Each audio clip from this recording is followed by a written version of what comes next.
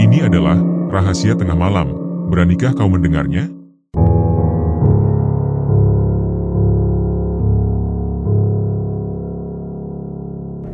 Lara seolah mendengar bisikan yang merambat melalui tulang belakangnya.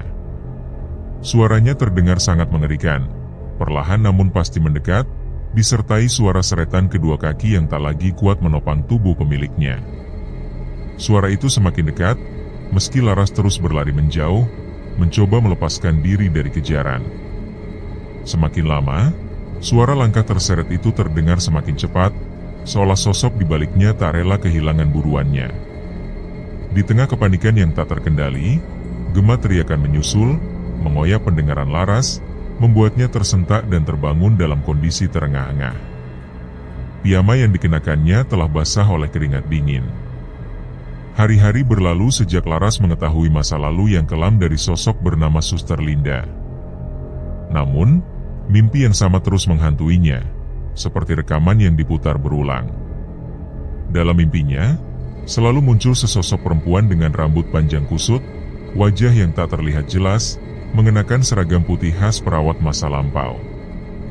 Sosok itu selalu tampak duduk, namun kakinya dalam kondisi hancur, mengeluarkan darah segar yang menetes ke lantai, menciptakan pemandangan mengerikan yang tak mudah dihapus dari ingatan. Laras merasa bahwa satu-satunya jalan untuk menghentikan gangguan itu adalah mencari tahu lebih dalam. Jika tidak, mimpi-mimpi itu akan terus menghantuinya, membuat pikirannya semakin terkoyak. Dengan rasa frustasi yang mulai menyesakan, Laras mengusap tengkuknya yang tiba-tiba terasa dingin, berusaha mengusir hawa tak wajar yang menyelimutinya. Jam dinding di ruang perawat berdentang 12 kali, menandakan dimulainya waktu istirahat untuk shift malam. Sebagai salah satu perawat yang bertugas di ruang rawat anggrek, Laras biasanya tidak mudah terpengaruh oleh cerita-cerita mistis yang kerap beredar di rumah sakit. Namun kali ini, suasananya terasa jauh berbeda. Tanpa peringatan, suara Dina terdengar dari belakang, memberi kabar tentang pasien di bangsal 3 yang baru saja meninggal. Laras terkejut, jantungnya berdegup kencang.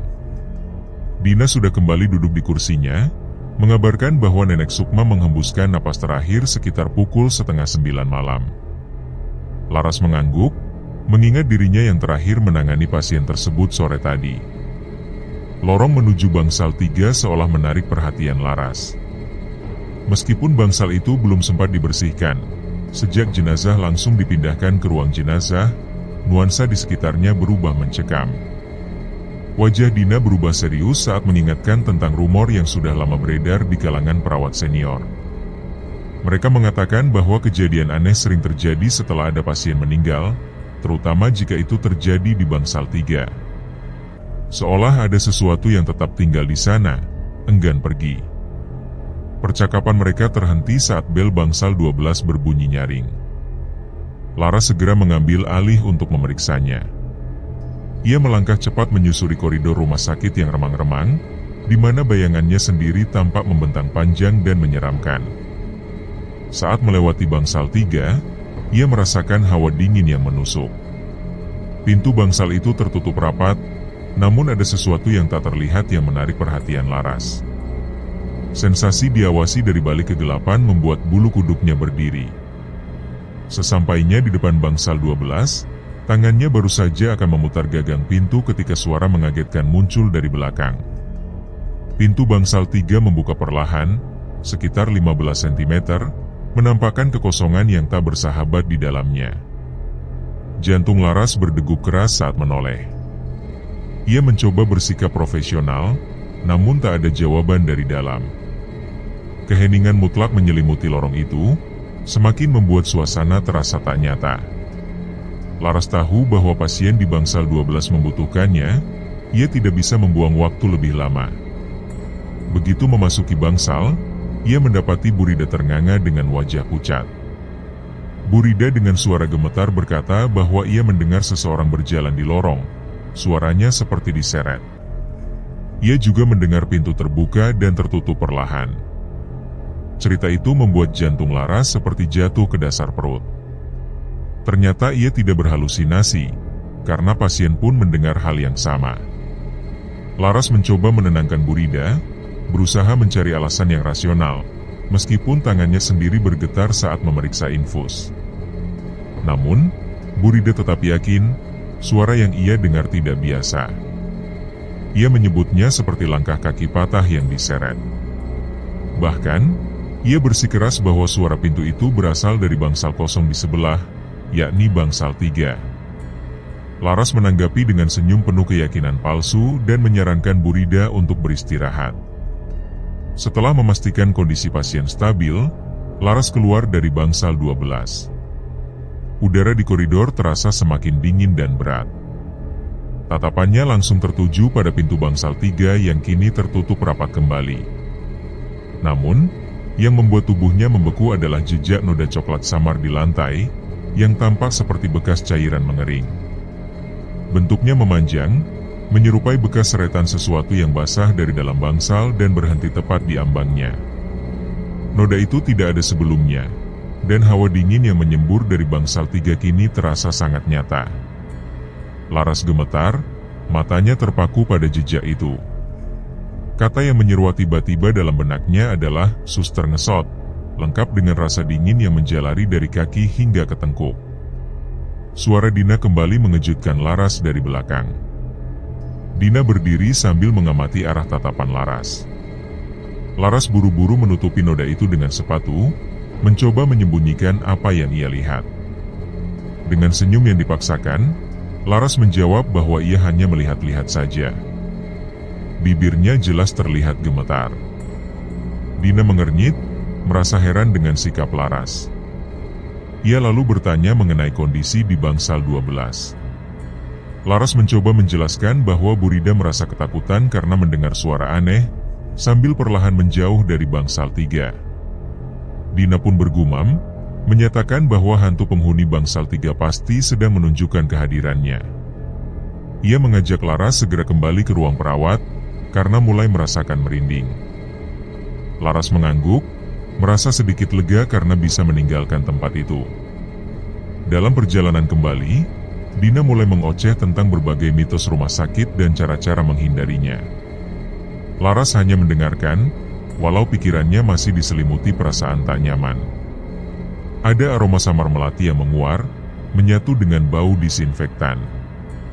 Aroma asing itu tidak semestinya ada di lingkungan rumah sakit. Sesampainya di ruang perawat, Laras duduk di kursinya dengan pikiran yang tak kunjung tenang. Semua kejadian tadi mulai terangkai menjadi sebuah pola yang mengerikan. Noda di lantai, suara seretan yang didengar Burida, bisikan yang mengusik saat jam istirahat. Semuanya mengarah pada satu nama yang kembali muncul di kepalanya, Suster Ngesot. Dengan suara pelan, Laras memutar kursinya ke arah Dina dan menyampaikan keinginan untuk bertanya sesuatu. Raut wajah Dina berubah ketika mendengar pertanyaan itu. Ia menegaskan bahwa nama tersebut sebaiknya tidak disebut-sebut, karena dipercaya akan memanggil kehadirannya. Namun Laras bersikeras ingin tahu siapa sebenarnya sosok itu dan mengapa namanya selalu dikaitkan dengan kejadian aneh yang terjadi di rumah sakit. Dina menarik napas dalam, lalu mulai menceritakan kisah lama yang telah beredar bahkan sebelum ia bekerja di rumah sakit itu. Dulu, ada seorang perawat bernama Suster Linda. Kematian tragis menimpa dirinya. Sebagian orang mengatakan bahwa ia mengakhiri hidupnya karena depresi, sementara yang lain percaya bahwa ia dibunuh. Namun satu hal yang pasti, jasadnya tidak pernah ditemukan. Mereka yang mengaku pernah melihat penampakannya, menyebut bahwa sosok itu muncul dengan menyeret kaki, dan sejak saat itu, ia dikenal dengan julukan Suster Ngesot. Kematian itu dikabarkan terjadi di lantai yang sama, meski tak ada yang tahu pasti di bangsal mana. Rumah sakit tersebut dulunya adalah bangunan tua peninggalan Belanda, menyimpan banyak misteri yang tak pernah sepenuhnya terungkap. Dina memajukan tubuhnya, menatap Laras dengan sorot mata yang membesar oleh ketegangan.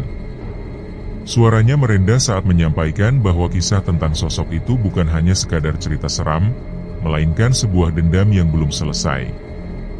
Dikatakan bahwa arwahnya masih berkeliaran, mencari keadilan atas penderitaan yang dialaminya di masa lalu. Jantung Laras berdetak semakin cepat. Pertanyaan pun mencuat dalam pikirannya tentang siapa sebenarnya orang-orang yang telah membuatnya menderita. Dina mengangkat bahu, mengisyaratkan bahwa tidak ada yang benar-benar tahu siapa yang bertanggung jawab. Ada yang berbisik bahwa kemungkinan besar dokter yang satu tim dengannya terlibat, sementara yang lain menyebutkan bahwa pihak rumah sakit mencoba menutup-nutupi kejadian tersebut. Nama seorang petinggi rumah sakit pun disebut, Hartono Dinata. Nama itu terdengar sangat akrab, seolah bergema di telinga Laras, seperti suara lain ikut mengucapkannya bersamaan dengannya. Firasat buruk yang selama ini dirasakannya mendadak terasa semakin kuat. Ia mulai bertanya-tanya, apakah bisikan-bisikan yang selama ini ia dengar memiliki keterkaitan dengan semua ini. Dalam upayanya meyakinkan diri bahwa ini hanyalah rumor, ia menatap Dina, namun jawaban yang diterimanya justru menguatkan kecurigaan. Cerita yang telah hidup puluhan tahun itu masih bertahan hingga kini, dan Laras sebagai orang baru memang belum mengetahui keseluruhan kisahnya. Bangsal 3 yang kini sering disebut-sebut dulunya adalah ruang isolasi. Dahulu, bangsal itu dipakai untuk merawat pasien-pasien dengan penyakit misterius atau kasus-kasus tak wajar yang sulit dijelaskan.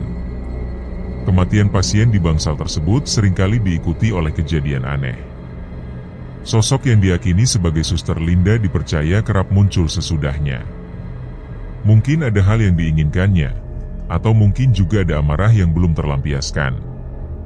Laras kembali teringat pada jejak cairan coklat yang dilihatnya di depan bangsal 3, dan mulai bertanya-tanya, jika itu benar adalah jejaknya, lalu apa yang sedang dicari?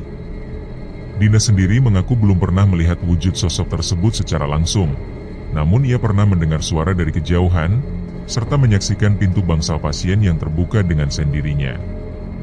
Ia menyarankan agar Laras tidak terlalu memikirkan hal-hal aneh, dan jika memungkinkan, untuk tidak pernah melewati bangsal 3 seorang diri, terutama saat tengah malam. Sayangnya, saran itu datang terlambat. Laras baru saja melintasi lorong tersebut dan melihat noda mencurigakan di depan pintu bangsal. Ia masih belum memahami apa sebenarnya yang diinginkan sosok itu. Mungkinkah dendam yang belum selesai? Atau mungkin sedang mencari seseorang untuk meneruskan rasa sakitnya?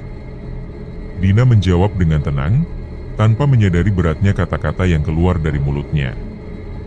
Jika benar arwah itu adalah arwah penasaran, maka tujuannya kemungkinan besar adalah balas dendam.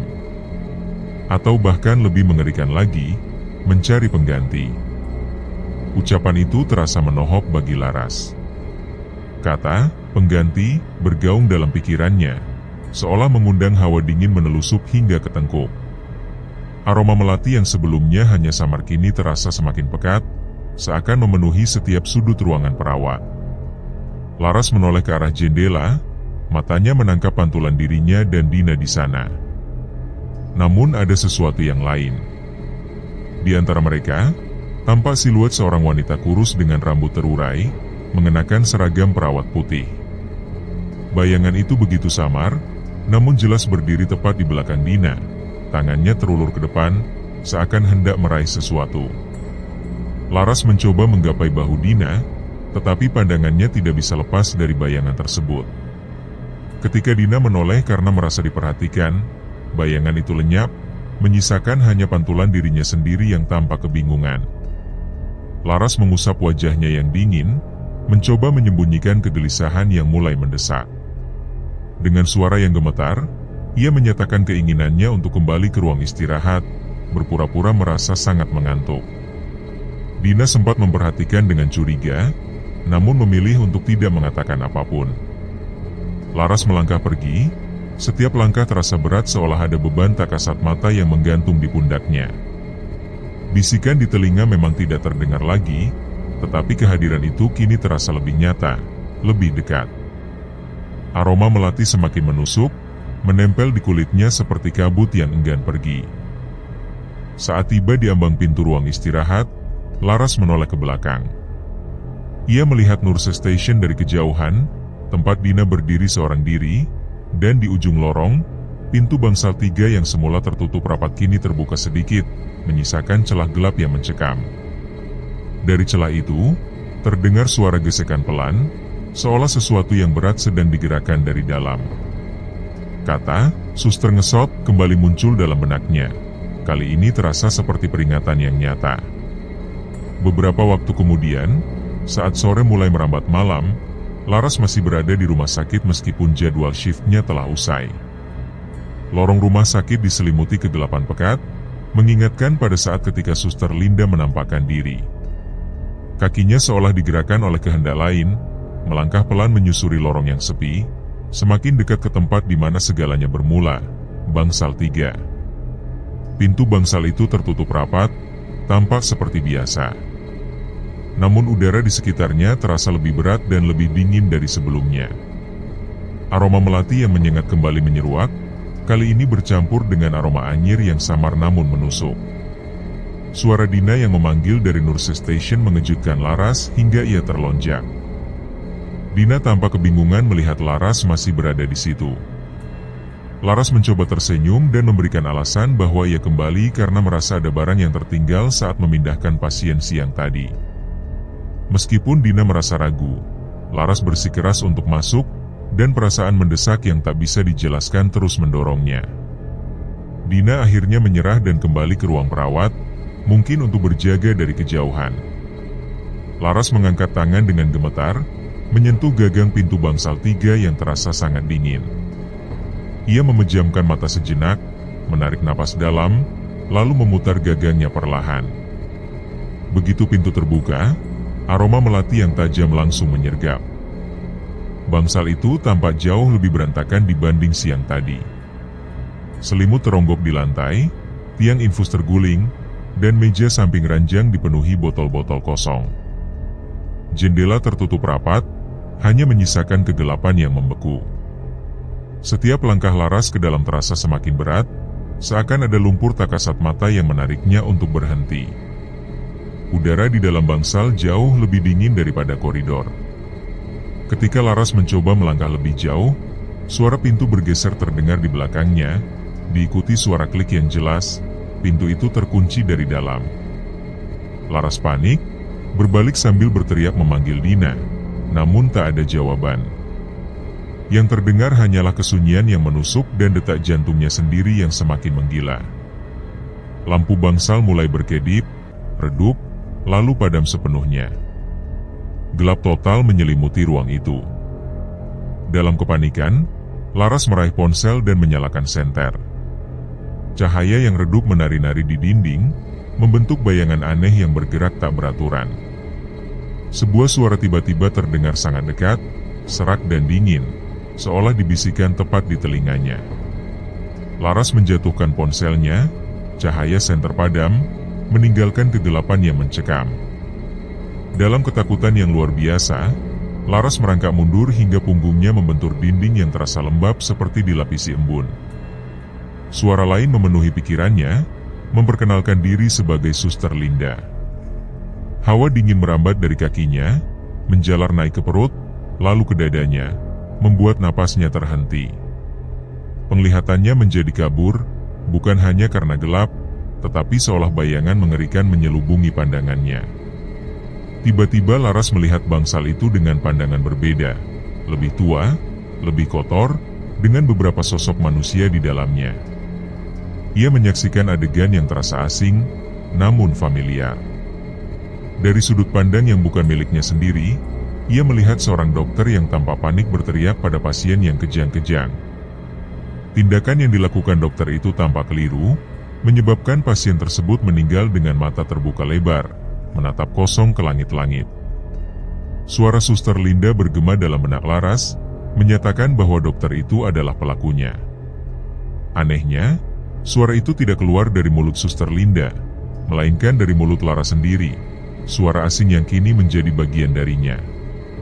Di luar bangsal, Dina yang mulai panik karena Laras tak kunjung keluar memanggil Suster Yani.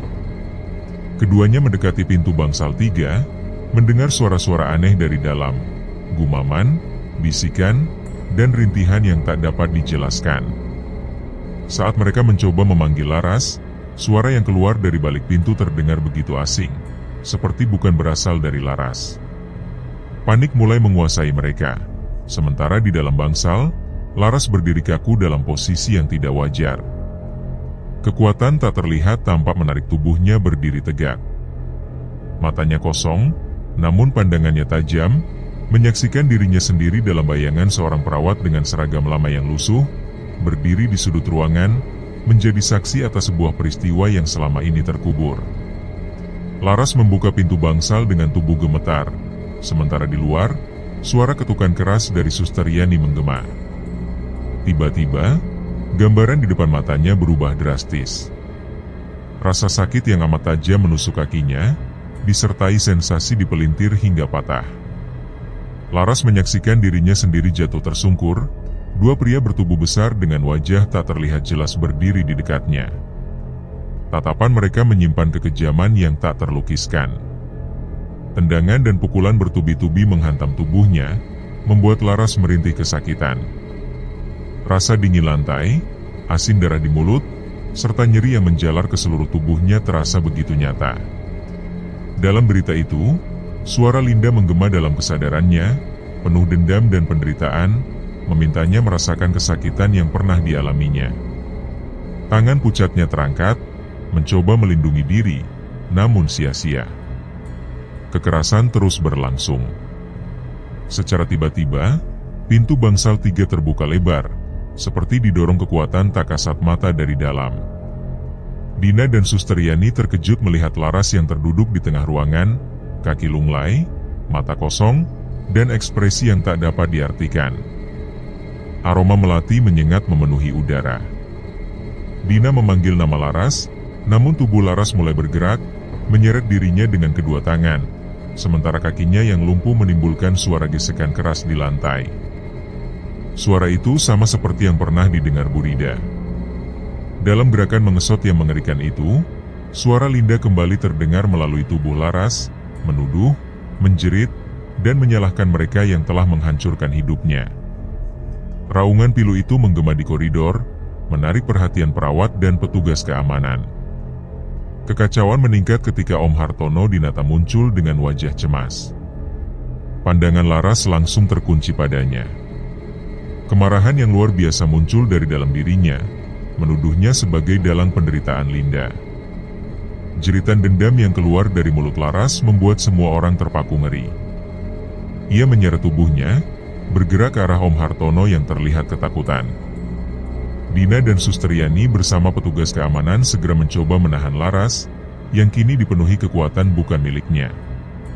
Dengan suara penuh amarah, Linda melalui Laras terus meneriakkan kebenaran yang selama ini terkubur, tentang penyiksaan dan pengkhianatan, tentang kebenaran yang ada di bawah lantai bangsal 3. Akhirnya, tubuh Laras melemah.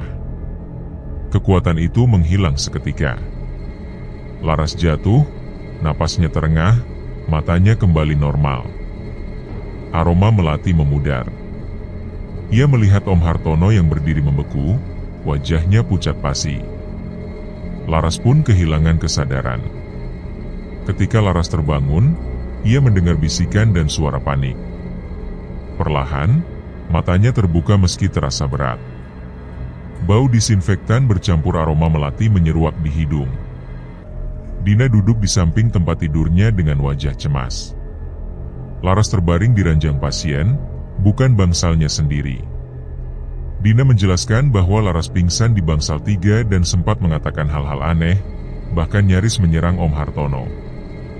Kilasan ingatan menghantam Laras, gambar dokter, pria-pria bertubuh besar, dan persetujuan diam-diam dari Om Hartono. Suara Linda kembali terngiang di benaknya. Laras berusaha menjelaskan bahwa semua itu bukan dirinya, melainkan Linda yang berbicara lewat dirinya. Namun Dina hanya menggeleng, bingung dan takut. Ia menceritakan betapa mengerikannya perubahan suara Laras saat itu. Pintu bangsal mendadak terbuka. Om Hartono masuk dengan raut wajah dingin. Ia memarahi Laras karena telah bicara sembarangan di depan umum dan menuduh dirinya sendiri. Laras membalas dengan kemarahan yang berasal dari lubuk hati terdalam, menyebut Om Hartono sebagai pelindung pembunuh dan penutup kebenaran. Om Hartono mencoba membela diri, menyebut Laras kelelahan hingga berhalusinasi. Namun Laras menyatakan bahwa ia merasakan langsung semua penyiksaan itu. Ketika nama Linda disebut, wajah Om Hartono berubah drastis. Ia menyuruh semua orang keluar dari ruangan, menyisakan dirinya dan Laras. Aroma melati kembali tercium samar. Suasana menjadi menegangkan. Dengan suara dingin, Om Hartono bertanya apa yang diinginkan Laras. Ia hanya ingin kebenaran. Mengapa Linda harus disiksa? Mengapa kebenaran harus dikubur?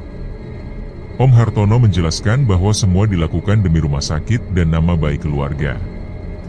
Laras merasa dorongan dari dalam dirinya, suara Linda yang memaksa untuk mengungkapkan kebenaran. Ia bertanya kenapa harus menyiksa orang tak bersalah demi kekuasaan. Ketika Laras menyebut frasa, di bawah kaki busukmu, Om Hartono menjadi pucat. Ketakutan jelas tergambar di wajahnya. Ia bertanya dengan suara bergetar apakah Laras mendengar sesuatu. Laras mendesaknya, dan akhirnya, Om Hartono mengakui hal yang mengerikan. Dulu, Linda mengetahui terlalu banyak rahasia. Ia berniat membongkar semuanya. Untuk membungkamnya, ia diserahkan kepada seorang dukun, dijadikan tumbal pesugihan. Laras melihat bayangan di pikirannya, Om Hartono yang lebih muda menyeret Linda yang lemah ke ruangan gelap, mengikatnya dan menguburnya hidup-hidup di bawah pondasi rumah sakit. Tepat di bawah bangsal 3. Laras menjerit, bukan karena ketakutan biasa, melainkan kengerian yang begitu dalam hingga membuatnya mual. Tubuhnya bergetar hebat ketika ia melihat tangannya sendiri, seolah-olah kuku-kuku milik Suster Linda yang tercabik saat mencoba keluar dari liang kuburnya yang gelap kini tumbuh di ujung jemarinya. Dalam pandangannya, sosok Om Hartono menjadi sosok paling keji yang telah menyerahkan Suster Linda sebagai tumbal. Di hadapannya, pria yang selama ini ia panggil Om itu kini terduduk di lantai, memegangi kepalanya, menangis dalam penyesalan dan ketakutan. Tangisnya mengungkapkan bagaimana kejayaan rumah sakit ini dibangun di atas penderitaan dan kematian. Namun, bagi Laras, tidak ada penyesalan yang cukup untuk menghapus kesalahan itu.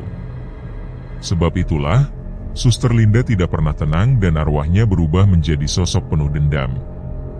Laras menangis histeris, menyadari bahwa Suster Linda tidak akan berhenti sampai keadilan ditegakkan dan kebenaran tentang tumbal itu terungkap. Aroma melati semakin menyengat, menandakan kehadiran entitas tak kasat mata di dalam ruangan. Pengakuan Om Hartono terasa seperti penghancuran total atas seluruh kepercayaan Laras. Pria yang dulu ia kagumi kini tampak seperti monster yang pengecut. Amarah Laras memuncak, namun kemarahannya dibalas oleh kilatan emosi dari Om Hartono yang tampaknya mulai menyadari bahwa kata-katanya mungkin telah terdengar oleh orang lain. Tiba-tiba, tamparan keras mendarat di pipi Laras. Rasa perih dan panas menjalar cepat, namun justru rasa dingin yang datang kemudian menggantikan rasa sakit itu.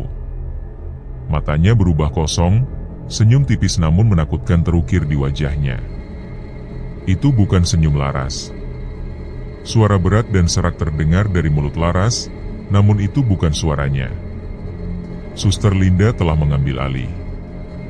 Ia menuntut balas atas penghinaan dan penyiksaan yang ia alami. Om Hartono terpaku ketakutan, menyadari bahwa kekuatan gaib yang selama ini ia bantu bangkitkan kini menuntut korban balasannya. Laras, yang sepenuhnya dikendalikan oleh arwah Suster Linda, turun dari ranjang dengan gerakan kaku. Kakinya menyeret di lantai, menciptakan suara gesekan yang membuat bulu kuduk berdiri. Ia mendekati Om Hartono sambil mengeluarkan kata-kata penuh kebencian, menuduhnya sebagai binatang yang telah mengubur manusia hidup-hidup demi kekuasaan. Om Hartono terus mundur hingga punggungnya menabrak dinding.